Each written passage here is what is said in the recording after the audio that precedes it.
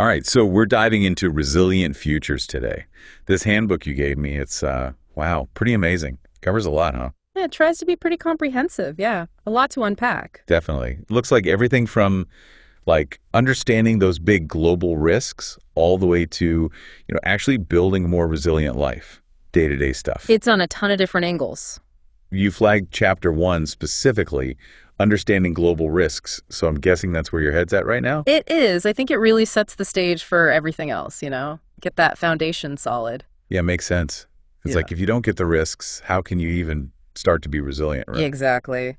And this chapter, it leans heavily on the World Economic Forum's. Have you heard of their Global Risks Report? Oh, yeah, the WEF, right. Isn't that like they do a big risk assessment, but for the whole planet? That's a good way to put it. It's not like they're predicting the future or anything, but Right. they analyze what's happening now, the trends, and then, kind of say, hey, if we ignored this stuff, here's what could go wrong. So more about being prepared, not just freaking out. Exactly. Informed preparedness. Love that. So like understanding the risks so we can make, better choices, be more ready for whatever. Exactly. And they've got these 5 main categories they focus on: environmental, economic, social, technological. Okay, yeah, that covers a lot. And the big one, the one that connects them all, how interconnected they all are. Right, because it's never just one thing, is it? Like with the environment, I mean, obviously climate change is the big one everyone's talking about, right? We're seeing crazy temperatures already. Yeah, the report, it really lays out how much the climate's already changed. It's not just something down the line. Gary. The global temp is like 1.63 degrees Celsius above, pre-industrial levels. And get this, the past 12 months, warmest on record. July 2024, average daily high was 17.16 degrees Celsius. Wow, that's hot. And it's not just the air, right? The handbook mentions ocean heat, sea level rise, that kind of stuff. What does that mean for us? So, the ocean getting warmer leads to coral bleaching, huge damage to those ecosystems.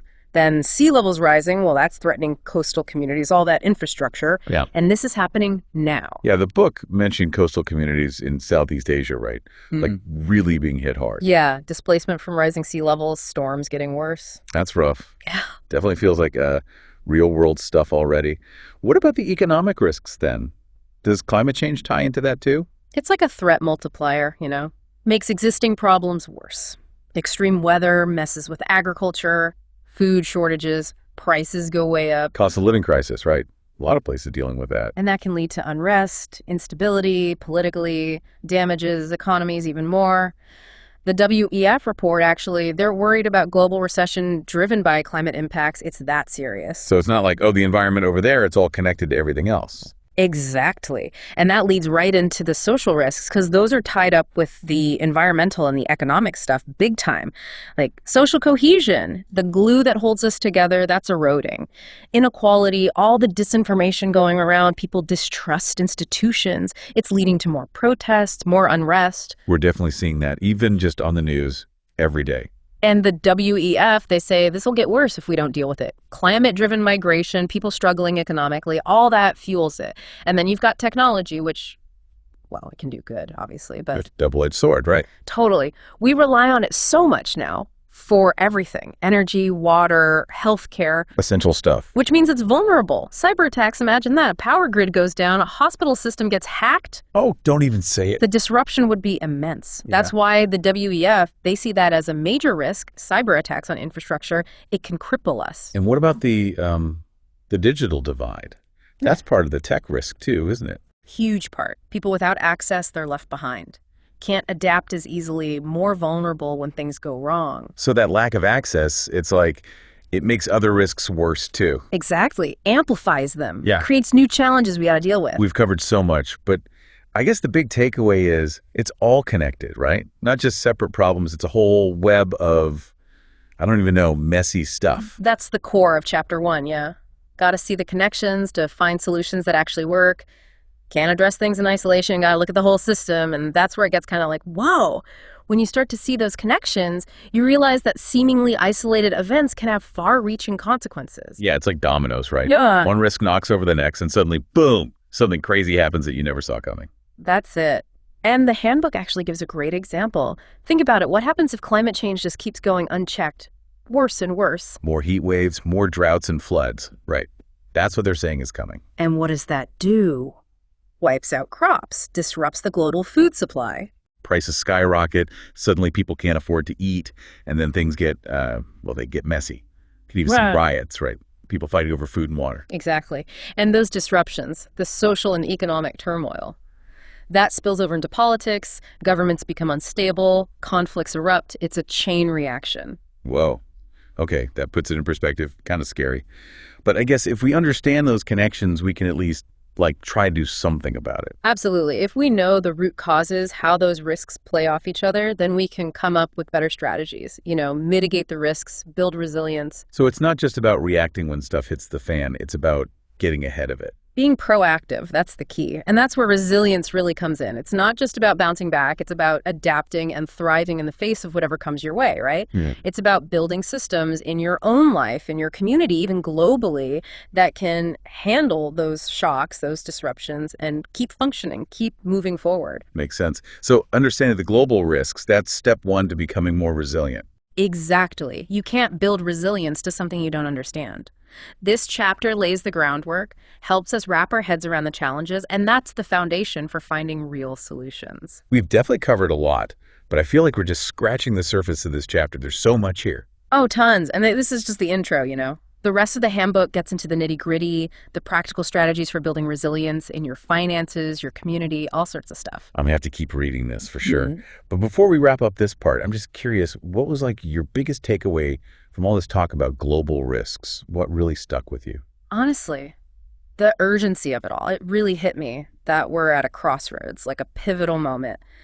The decisions we make right now, today, they're going to have huge consequences down the line.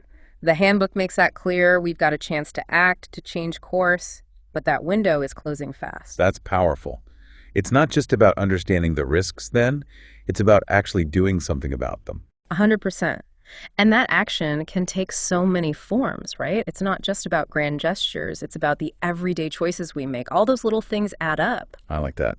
It's kind of empowering, right? Mm. We're not helpless in all this. We can actually make a difference. Exactly. That sense of agency, that's crucial for building a more resilient future.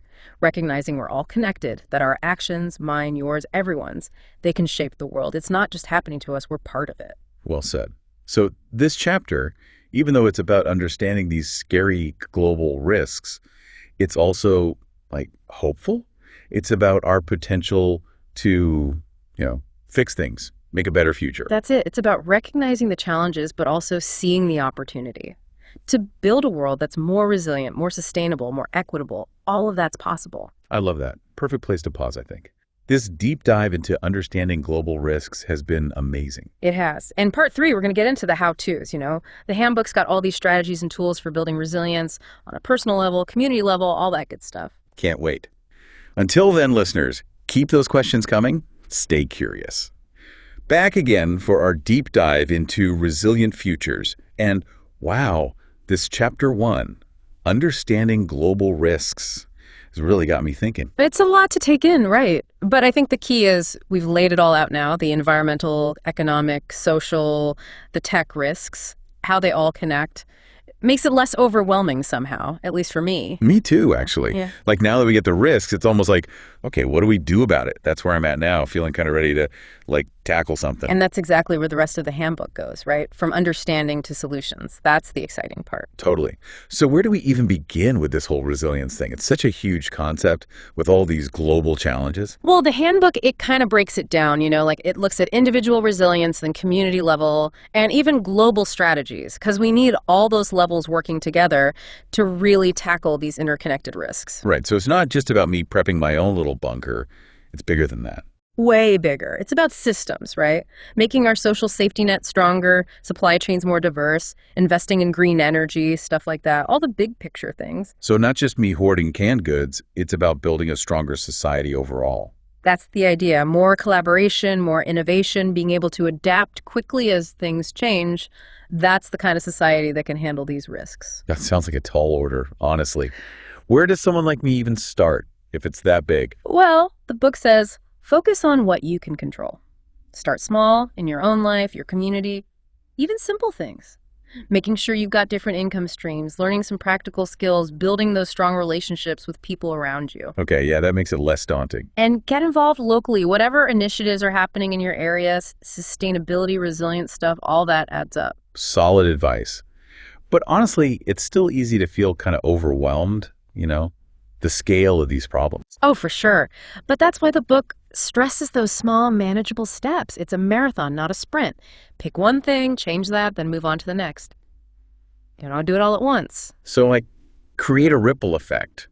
My little actions, even if they seem tiny, could inspire others. And eventually it all builds up to something bigger. That's it. And remember, you're not alone. There are so many people out there already doing this work. Organizations, communities.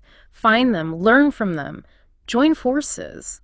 That's actually really encouraging because it's easy to feel kind of isolated when you think about global risks, But knowing there's this whole network of people who get it, that helps. Totally. The book even has resources, ways to connect with those folks, get involved however you want. We're all in this together, right? That's how we build a resilient future, by working together. Man, this deep dive has been incredible. Resilient Futures is going to stay on my nightstand for a while, I can tell. So much to think about. Right. And we just focused on chapter 1. There's so much more the book gets into. All kinds of practical strategies, inspiring stories. You love it. Definitely going to keep reading. But before we sign off, I want to leave our listeners with something to chew on. Now that you know about these global risks, how important resilience is, what's one small step you can take today to move towards that more resilient future? Doesn't have to be huge, right? Start a compost bin, have a conversation with a friend about this stuff. Every action counts. Absolutely. Well, thanks for joining us on this deep dive, everyone. Resilient Futures, check it out. And remember, resilience is not about reaching some end goal. It's a journey. Keep learning, adapting, working together. That's how we create a world that can not just survive, but thrive no matter what comes our way.